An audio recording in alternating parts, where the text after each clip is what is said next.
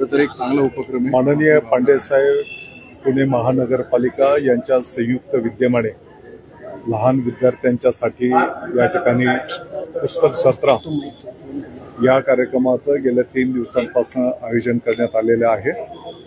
हजारोच्या संख्येने लहान बालक विद्यार्थी त्यांच्या पालकांनी या प्रदर्शनीचा आनंद आणि लाभ घेतलेला आहे। लहान विद्यार्थ्यांच्यासाठी सोबतच लहान मुलांना जुन्या खेळांची व्यवस्था या ठिकाणी उभी करून देण्यात आलेली आहे। मला वाटतं की माझ्यासारख्या कार्यकर्त्याला या माध्यमातून शिकायला मिळालेला आहे। हा प्रयोग आपल्याला विभाग वाईज पुढच्या टप्प्यामध्ये जिल्हा वाईज करता येईल का याचा विभाग निश्चितपणे त्या ठिकाणी विचार करेल आणि वाचन संस्कृती ज्याच्यापासून आपण लांब जातो आहोत त्याला या माध्यमातून आणखी चालना कशी देता येईल त्या दृष्टिकोनातून शासन निश्चितपणे प्रयत्न करेल। तर शालेय शिक्षणात हिंदी भाषा जी आहे त्याच्यात बालभारतीने एक परिपत्रक प्रसिद्ध केलं काल, त्याच्यामुळं अजून संभ्रम वाढलाय। तर महाराष्ट्रात नक्की तिसरी भाषा येणार आहे, हिंदी आहे काय? आताच्या घडीला तिसऱ्या भाषेचा विषय स्थगित करण्यात आलेला आहे। त्याच्यामुळे कोणाच्याही मनामध्ये काही शंका असायला नको। पाठीमागच्या काळामध्ये हिंदी तिसरी भाषा म्हणून आपण शासन निर्णय केला होता आणि त्याच्यामधनं काही मुद्दे पुढे आले होते आणि म्हणून येणाऱ्या काळामध्ये विद्यार्थी त्यांचे पालक कोणत्या विषयाच्यासाठी त्यांना शिक्षण अपेक्षित आहे, कोणत्या वर्गापासून। आता काही लोकांनी सांगितले की तिसरीच्या पासनं आणखी एक जसं हिंदीचा विषय पाठीमागे आला होता तो पहिलीपासून न करता तिसरीपासून केला पाहिजे, अशा अनेक सूचना पुढे आलेल्या होत्या आणि म्हणून या सर्व सूचना येणाऱ्या काळामध्ये घेतल्या जातील आणि मग पुढच्या काळामध्ये त्या संदर्भातला निर्णय केला जाईल। आताच्या घडीला पाठीमागच्या काळामध्ये जी आपली कार्यपद्धती होती त्याच पद्धतीने पुढचं शैक्षणिक वर्ष पार पडेल। 11वीचा विषय आहे, 11वी मध्ये इन हाऊस कोटा जो आहे तो 10% होता, परंतु आता शासनाने एक नवीन बदल केला आहे। त्याच्यामध्ये संस्थेच्या आवारात जर महाविद्यालय असेल तर तिथं तो कोटा मिळेल, अन्यथा इतरत्र जर संस्थेची महाविद्यालय असेल तर त्यांना मिळणार नाही। याला संस्था चालकांचा विरोध आहे, तुम्ही याच्याकडे कसं पाहताय आणि या बाबतीतलं तुमचं प्रतिक्रिया? 11वीच्या विद्यार्थ्यांना ऑनलाईन प्रवेश देण्याची कार्यपद्धती काही तांत्रिक कारणास्तव मागचे 2-3 दिवस थांबलेली आहे। मला वाटतं की उद्यापासून ती प्रक्रिया सुरळीतपणे त्या ठिकाणी संपन्न होईल।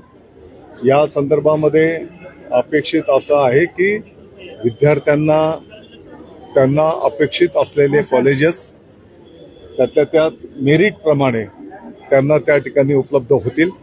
विद्यार्थ्यांच्यासाठी बऱ्याचदा असंही व्हायचं की त्याला चांगले मार्क्स आहेत परंतु दुर्दैवाने त्याला काही चांगल्या महाविद्यालयांमध्ये प्रवेश मिळत नव्हता आणि या ऑनलाईन प्रवेश प्रक्रियेमुळे त्याही विद्यार्थ्यांना त्या ठिकाणी संधी उपलब्ध होणार आहे। विद्यार्थ्यांच्या पालकांची पण आर्थिक मोठ्या प्रमाणात बचत या माध्यमातून त्या ठिकाणी होणार आहे आणि म्हणूनच यापूर्वी तर मुंबई, पुणे, नागपूर, अमरावती या ठिकाणी ही कार्यपद्धती काही वर्षांच्या पासून प्रगतीपथावर होती। आता ती सर्व राज्यव्यापी अंमलबजावणी केली जाते।